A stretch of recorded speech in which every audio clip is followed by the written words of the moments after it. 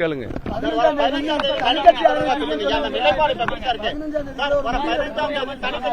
கேள்வியே தப்பு, கேள்வியே தப்பு.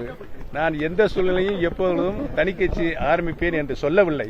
நீங்கள் கேள்வி கேட்பதை தவிர்க்கவும். அப்புறம் உங்க கூட இருந்த செங்கோட்டையன் டிவிக்கு இணைஞ்சிருக்கிறாரு. ஆமா, நீங்க ஏதாவது அவர்கிட்ட பேசுனீங்களா? நீங்களும் கூட்டணி? நான் அவர் என்னிடம் பேசவும் இல்லை, நான் அவரிடம் பேசவும் இல்லை.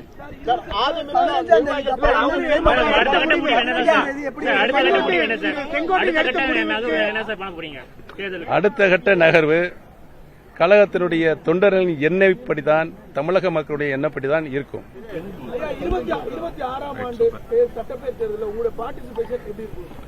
ஏன் அதுக்கு அவசரப்படுறீங்க? இன்னும் 6 மாசம் இருக்கு, பொறுத்திருங்க, நல்ல செய்திகள் வரும். பலர் வந்து திமுக தொடர்ந்து நினைச்சுட்டே வராங்க. அதிமுக நிர்வாகிகள் பலர் வந்து திமுக நினைச்சுட்டே வராங்க. ஜனநாயக நாடுங்க அது, யார் வேணாலும் எங்க வேணாலும் செல்லலாம். நான் சொன்ன